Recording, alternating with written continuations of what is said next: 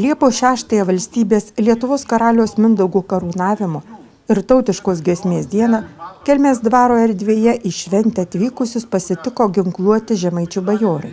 Karybos paveldo klubo Kauno pavietų laisvieji šauliai istorinėje Kelmės dvaro erdvėje įkurtoje 1831 m. sukilimo sukilėlių stovykloje demonstravo ginklus, aprangą.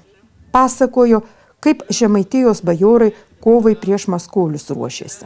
Kelmės dvare prasidėjo 1831 sukilimas, o tuometinis dvaro savininkas Julius Gruževskis buvo vienas jo organizatorių. Kelmė vieta, kur pirmiausiai Lietuvoje buvo iškelta 1831 m. sukilimo vėliava. 1831 kovo 23 dieną Raseinių apskrities slapto sukilėlių komiteto nariui Juliui Gruževskiui pavedus, apskrities matininkas Karolis Jautokas sukvietė į Kelmės dvarą apylinkės dvarininkus, bajorus, miestelėnus ir paskelbė apskrities komiteto sprendimą pradėti sukilimą. 1831 m. kovo 25 dieną Karolis Jautokas su būriu sukilėlių užėmė Kelmę. Julius Gruževskis organizavo sukilėlių dalinius, už savo lėšas sudarė ulonų pulką ir kartu su kitais vadais kovo 26 dieną užėmė Raseinių apskrities centrą. Šventės metu tradiciškai apdovanojami mokinių konkursų metų abiturientas, metų talentas ir metų jaunasis talentas nugalėtojai. Kelmės rajono savivaldybės vicemeras Kęstutis Bilius sveikino ir skelbė, jog 2024 metų abiturientė Erika Petrauskaitė geriausia 2023-2024 mokslo metų Tytuvėnų gimnazistė. Erikos mokymus metinių vertinimų vidurkis 9,78. Erika rajoninėse biologijos ir istorijos olimpiadose laimėjo 1, chemijos olimpiadoje 3 vietas. Kartu su Kelmės Algirdo Lipeikos menų mokyklos akordeonistų ansambliu dalyvavo įvairiuose rajono ir respublikos renginiuose. 2024 metų abiturientu pripažintas Justas Miliauskas, Kelmės Jono Graičiūno gimnazijos gimnazistas. Justas kasmet dalyvaudavo įvairių mokomųjų dalykų fizikos, istorijos, geografijos, biologijos, lietuvių kalbos ir literatūros olimpiadose, pelnė prizinės vietas. Justo Miliausko metinis pažangumo vidurkis 4 gimnazijos klasėje 9,9 balo. Justas Miliauskas pelnė svarbias sporto pergalės įvairiuose rajono, respublikos ir tarptautiniuose laisvųjų imtynių čempionatuose. 2024 metų talentų paskelbta Akvilė Platakytė, Kelmės Pakražančio gimnazijos moksleivė. Akvilė aktyviai dalyvauja ir pelno prizinės vietas tiek Kelmės rajone, tiek šalyje organizuojamuose lituanistiniuose renginiuose. 56 Lietuvos moksleivių filologų konkurse Akvilės poezija pripažinta geriausia. 2024 metų jaunuoju talentu pripažinta Paulina Keitlin Razminaitė. Paulina Keitlin aktyviai koncertuoja įvairiuose renginiuose. Dalyvauja tarptautiniuose ir respublikiniuose konkursuose, kuriuose pelno apdovanojimus. Mokinė 3 metus iš eilės yra pakviesta dalyvauti Palangoje vykstančiame 12 tarptautinėme Mikalojaus Konstantino Čiurlionio muzikos festivalio jaunųjų talentų maratone Interliudas. Taip pat pagerbti kandidatai į jaunuosius metų talentus. Kelmės Aukuro pagrindinės mokyklos 5 klasės mokinys Matas Kušeliauskas ir Kelmės Aukuro pagrindinės mokyklos 8 klasės mokinys Arnas Jokimčius. Ant Kelmės dvaro rūmų sienos buvo atidengta atminimo lenta Kelmės dvaras vieta, kurioje 1831 metais kovo 25 dieną Lietuvoje prasidėjo 1830-1831 metų sukilimas. Pristatyta paroda Kelmės dvaro sodyboje 2007-2023 metais vykdyti archeologiniai kasinėjimai ir jų radiniai. Vėliau kelmiškiai ir svečiai klausėsi koncerto muzikos ir poezijos keliais. Solistė Vaida Genytė, kuriai akomponavo Gražina Zalatorienė, atliko populiarias lietuviškas dainas, o aktorė Sandra Daukšaitė skaitė lietuvišką poeziją. 21 valandą kartu su viso pasaulio lietuviais kelmiškiai ir miesto svečiai giedojo Lietuvos himną.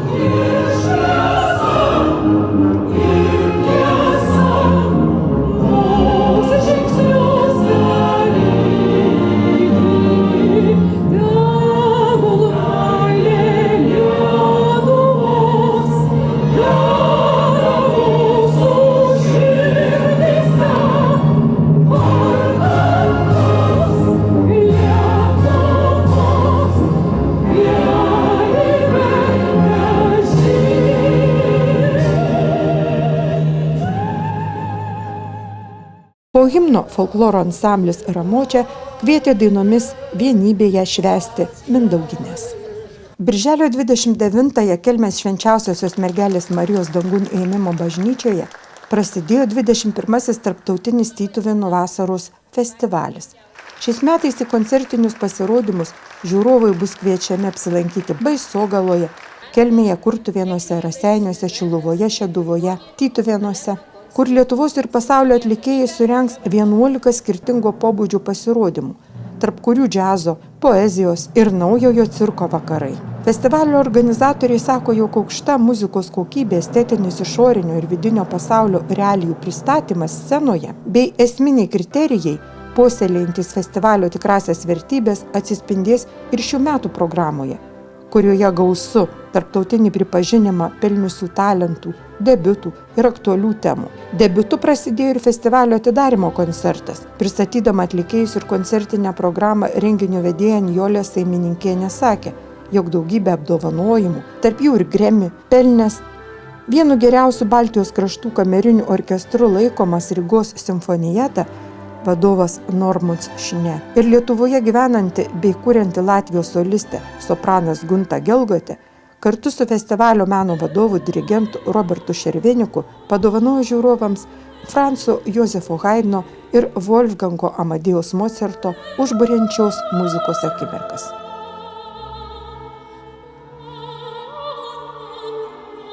Audringais plojimais žiūrovai dėkoja atlikėjams ir renginio organizatoriams už muzikos maniją. Festivalis dar tik prasidėjo. Koncertuose esate laukiami rugpjūtį. 15. Akvarelės meninės kalvystės ir šamotos skulptūrų kūrybos stovykla festivalis Užventis mene šiais metais skelbė, jog visi kelia į namus vet. Nuo Liepos 2 dienos istorinėme Užvenčio parke, Dvaro Malūnų erdvėje, Ventos upės saloje, Užvenčio švenčiausiosios Marijos Magdalietės bažnyčioje buvo galima sutikti kuriančius menininkus iš Latvijos, Estijos, Lietuvos. Festivalio moto Visi kelia į namus vet pasirinktas kaip grįžimo prie savo šaknų pilnatvės ir vientisumo simbolis.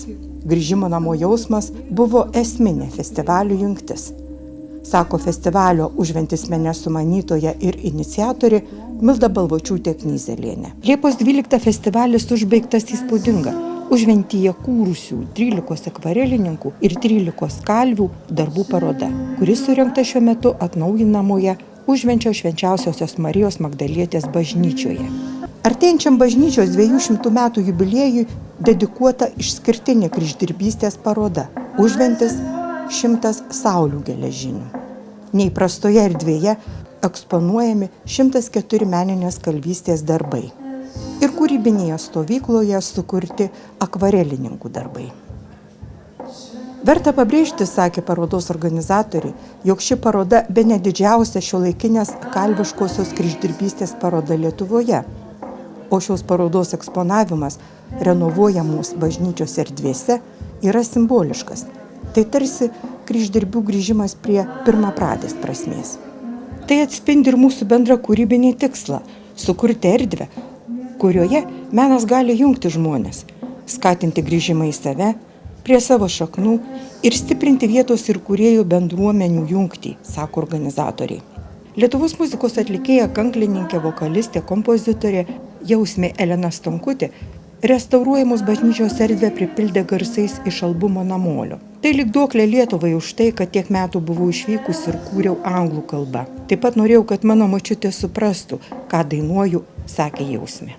Iš anksto sutarėme, kad kiekvienas į Užventį atvykstantis kalvis kurs nedidelio formato savo gimtųjų vietų koplytstulpio, stogastulpio ar istorinio bažnyčios kryžiaus kopiją, sakė Mažeikiškis kalvių kalvis Virgilijus Mikuckis. Kiekvienas kalvis iš savo brangiausios vietos atsivežė po simbolinį darbą ir dovanos jį Užvenčiui.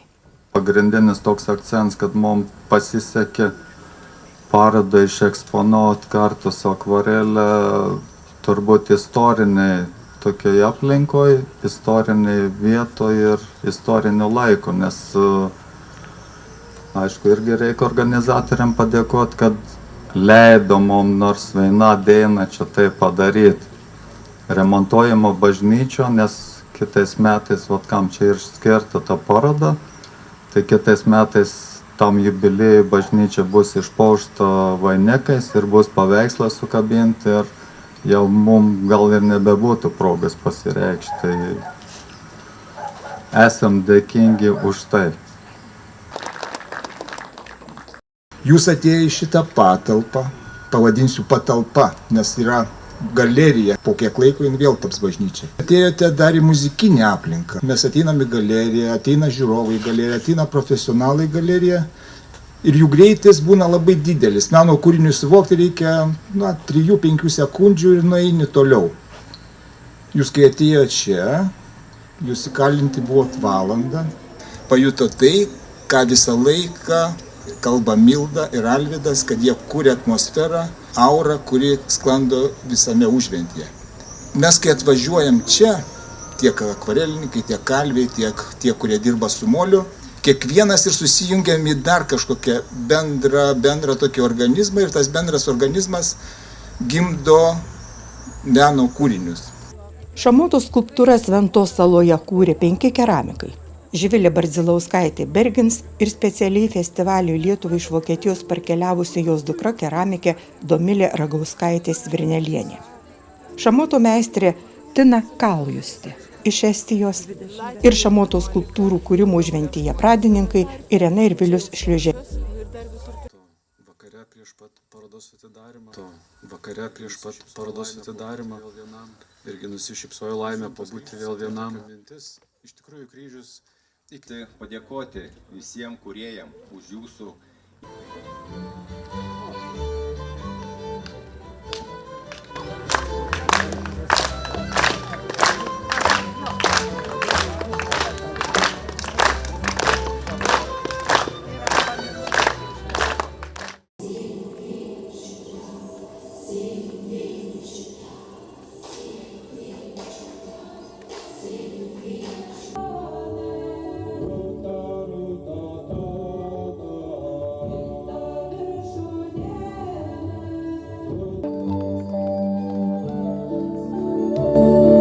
Tina Kaljusti, Estija.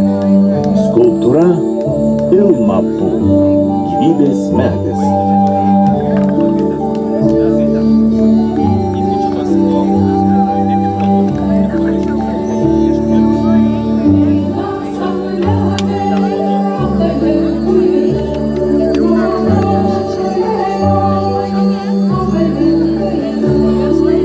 Irena ir Vilius Šliuželiai. Skulptūra Viltis.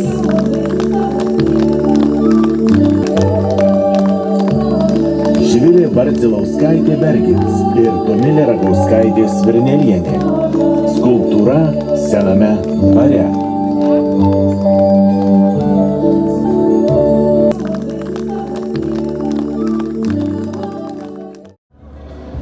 Praeitais metais Pakražantyje rudenį vykusioje tradicinėje Kelmės rajono žemdirbių šventėje burtai rengti šventę šiais metais lėmė Kelmės apylinkių seniūnijai.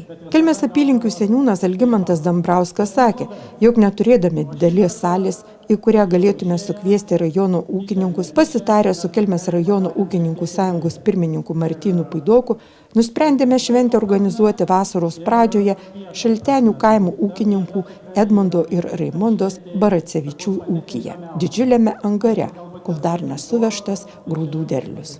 Birželio 28 dieną įspūdingoje aplinkoje ir vyko tradicinė Kelmės rajono žemdirbių šventė.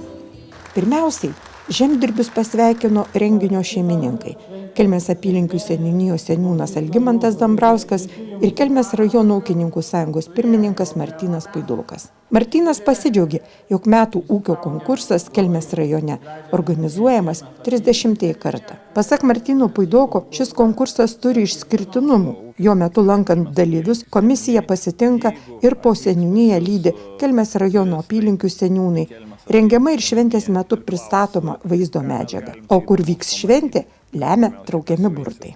Šių metų konkurse yra ir naujovių, sakė Kelmės rajono ūkininkų sąjungos pirmininkas Martynas Puidokas. Nauja tai, jog nugalėtojus rinko ne tik komisija, bet ir sumontuotos vaizdo medžiagos apie kiekvieną konkurso dalyvį publikuojamos internete žiūrovai. Kelmės rajono ūkininkų sąjungos pirmininkas Martynas Puidokas padėkojo konkurso Metų ūkis 2024 dalyviams ir visiems rajono žemdirbiams už darbštumą, puoselėjimus ūkius ir bendrystėje kuriamą ateities kaimą. Martynas Puidokas dėkojo visiems žemdirbių protesto akcijos dalyviams už ryžtą, supratimą, palaikymą ir kantrybę, kurie padėjo iš valdžios išpešti ne vien krūvą pažadų, bet ir kai ką realaus. Renginių organizatorė ir atlikėja Laima Tamulytė-Stonči, daugeliui žinoma kaip Mama Rock'n'Roll, į sceną vieną po kito sveikinimo žodžiams kvietė šventės svečius. Žemdirbius pasveikino Lietuvos Respublikos Seimo narys, kaimo reikalų komiteto pirmininkas Viktoras Pranckietis,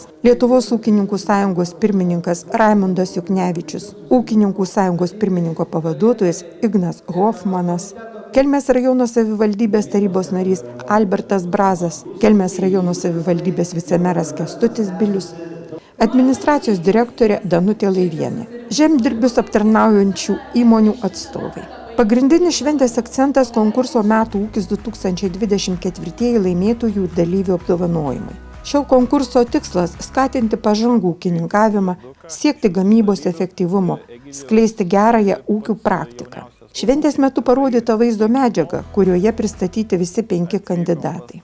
Visi Metų ūkis 2024 dalyviai verčiasi augalininkystę. Jauni baigia aukštuosius mokslus, ūkius kūrė šalia ūkininkaujančių tėvų. Konkurso Metų ūkis 2024 pirmųjų 3 vietų laimėtojams padėkas ir apdovanojimus įteikė Kelmės rajono vicemeras Kęstutis Bilius. Konkurso nugalėtojais pripažinti Vaiguvos seniūnijos ūkininkai Birutė ir Egidijus Andriuliai.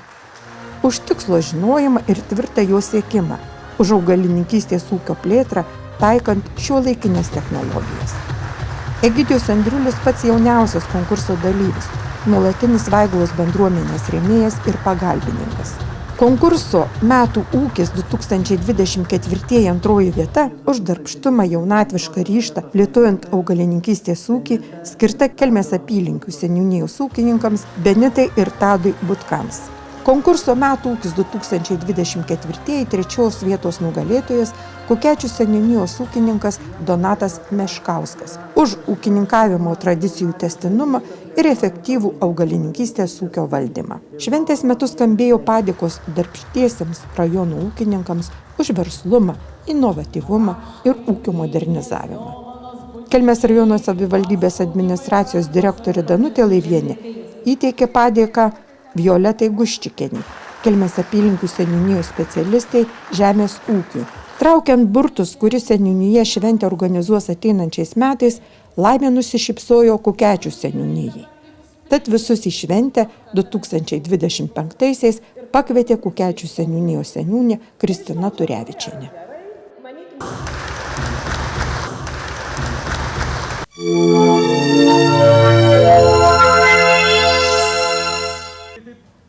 Birželio 14-15 dienomis Kelmėje vykęs Žemaitijos ralis skelbė, jog tai greičio uraganas ir adrenalino šventė. Šiais metais ralį Žemaitija skaičiuoja jau 11 gyvavimo metus ir su naujomis idėjomis bei atsinaujinusiu ralio logotipu žengia į naują dešimtmetį, sakė viena iš ralį Žemaitija organizatorių Kelmės automobilių sporto klubo vadovė Ingrida Savickienė.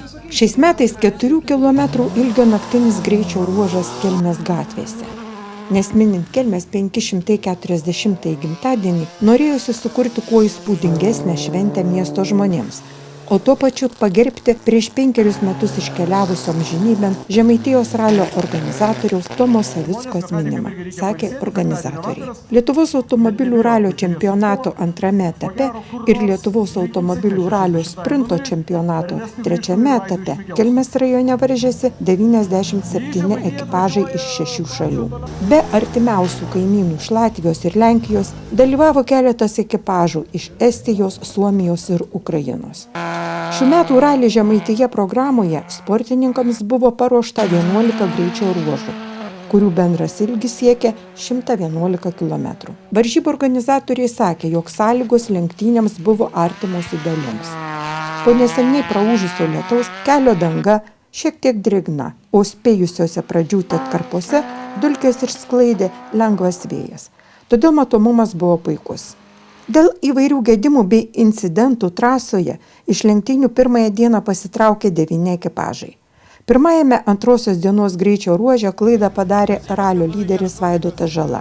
Vertėsi, tęsti kovos nebegalėjo. Po šio incidento lyderiu tapo Giedriaus Notkaus ir Daliaus Strižano ekipažas, kurie ir iškovojo ralį Žemaitija pirmosios vietos taurę. Į antrąją poziciją pakilo Vladas Jurkevičius su Aisvydu Paliukėnu. Trečioji vieta atiteko puikų tempą demonstravusiam Rokui Staponavičiui ir Dovydui Ketvirčiui. 5 broliai Irmantas ir Edvinas Buivydai, ralio žiniasklaidos pavadinti ralio vunderkindais, su Ford Fiesta N5. Irmantas ir Edvinas Buivydai Kelmės krašto jaunuoliai, karklėniškiai.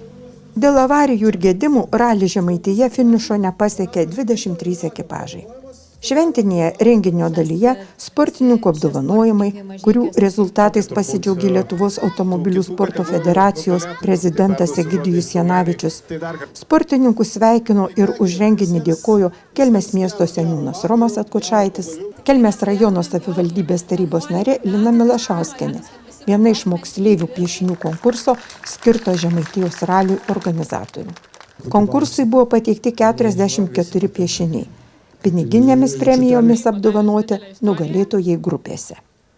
Kelmės automobilių sporto klubo vadovė Ingrida Savickienė Tomo Savicko atminimo ženklų už paramą nuoširdžią pagalbą organizuojant renginį apdovanojo Kelmės miesto seniūną Romą Atkočaitį. Vakaro metu įteiktos taurės 2024 metų Lietuvos automobilių ralio čempionato, antrojo etapo ir ralio sprinto čempionato įvairių automobilių klasių ir grupių nugalėtojams. Šventės dalyviams koncertavo grupė Rondo.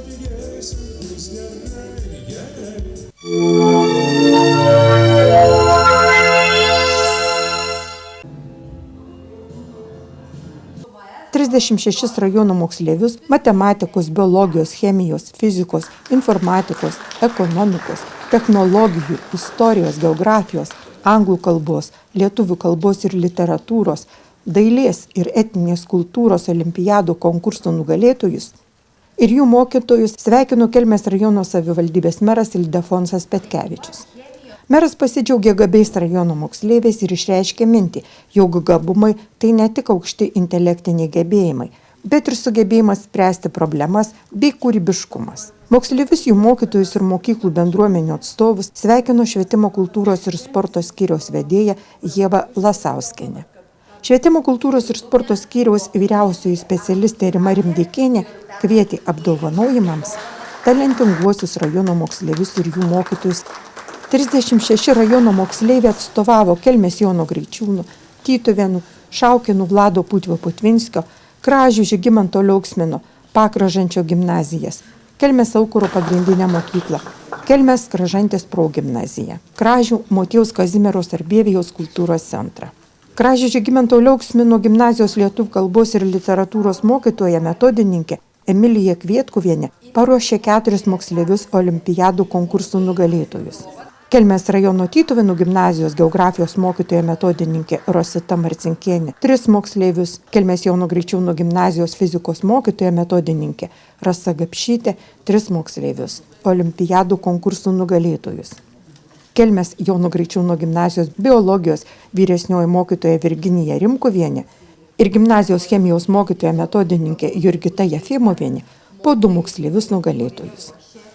Kelmės rajono savivaldybės meras padėkos raštais ir piniginėmis premijomis apdovanojo Akvilę Platakytę, Pakražančio gimnazijos 3 klasės mokinę, laimėjusią 1 vietą 56 Lietuvos mokinių jaunųjų filologų konkurse ir Akvilės Platakytės mokytoja Rūta Gedminienė.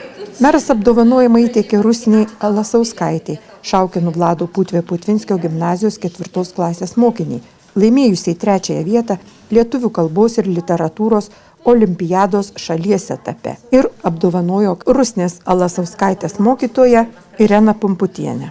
Kelmės rajono savivaldybės mero padėkos raštas ir apdovanojimas įteiktas Žemynai Buitvidaitei, Kelmės Jono Graičiūno gimnazijos 3 klasės mokiniai, laimėjusiai 1 vietą Lietuvos mokinių technologijų olimpiados kūrybos virusas šalies etape ir Žemynos mokytojai Lijanai Vaičiulytei. Šventė užbaigta energingų ir linksmų pasibuvimu su perkusininku Jotvilu Švirinu. Birželio 25-29 dienomis minima Vaikų globos savaitė, kurią organizuoja globos centrus vienijantis tinklas Vaikai yra vaikai, kartu su valstybės Vaiko teisių apsaugos ir įvaikinimo tarnyba prie Socialinės apsaugos ir darbo ministerijos. Kelmės rajono Vaikų ir šeimos gerovės centro direktoriaus pavaduotoja socialiniams reikalams Vilma Tifelienė draugystės parke renginio metu pažymėjo dėmesio be šeimos likusiems vaikams svarbą ir sakė, jog Vaikų globos savaitės renginių tikslas šviesti gyventojus Vaikų globos tema bei paminėti globėjo dieną. Šių metų Vaikų globos savaitės simbolis sparnai. Vaikams, netekusiems savo tėvų globos, reikia suteikti sparnus, kad jie galėtų skristi, ir šaknis, kad turėtų kur sugrįžti. Renginio organizatorius Kelmės rajono Vaikų ir šeimos gerovės centras Kelmės draugystės parke kvietė pasimatuoti sparnus ir daugiau sužinoti apie vaikų globą, jos procesus, problematiką bei pasvarstyti galimybę tapti globėjais. Kelmės Žemaitės viešoji biblioteka įgyvendindama projektą Tautų ir religinių konfesijų įvairovė ir palikimas Kelmės miesto istorijoje Birželio 27 dieną pakvietė kelmiškius į teminės fotografijų ir dokumentų parodos pristatymą. Parodą parengė vyresnysis bibliotekininkas Egidijus Ūksas. Surinkta medžiaga parodo, kad Kelmės miestas jau nuo savo egzistavimo pradžios buvo daugiatautis. Jame gyveno įvairios socialinės padėties, luomų, konfesijų miestelėnai.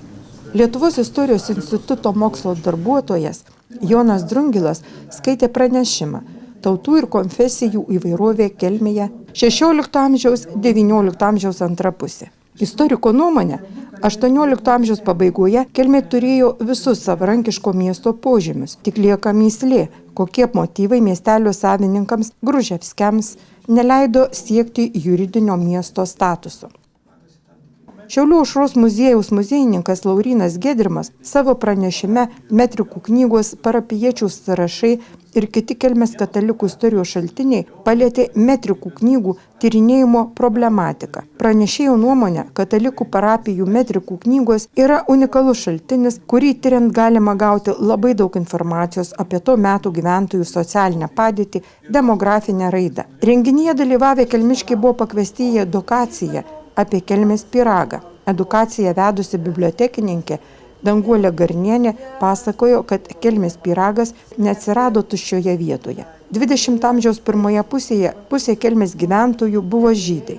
Iki sovietinės okupacijos Kelmėje veikė nemažai kepyklų, kuriuose kepė pyragus, bandeles, duoną ir ypač visų mėgstamus beigelius. Kai kurių kepyklų produkcija buvo žinoma plačiai. Pavyzdžiui, apie Šachtino kepyklos beigelius buvo kalbama, kad tai skaniausi beigeliai pasaulyje. Karo metu sinagogos sudegė, o pokaryje netoli tos vietos buvo miesto kepykla, kepusi miestiečiams duoną ir riestainius, duonos gaminius. Kelmės konditeris Vladas Gailius 1948 metais sukūrė ir pradėjo kepti Kelmės pyragą. Liudininkų teigimu, tiek savo receptūrą, tiek formą jis primena žydų šabo kepinį chalą. 7-9 garsas apie Kelmės pyragą pasklido dėka autobusų keleivių. Miesto centre buvo autobusų stotis, o šalia kepykla ir parduotuvė. Tad buvo įprasta užsukti ir lauktuvėms įsigyti tik iškepto pyrago.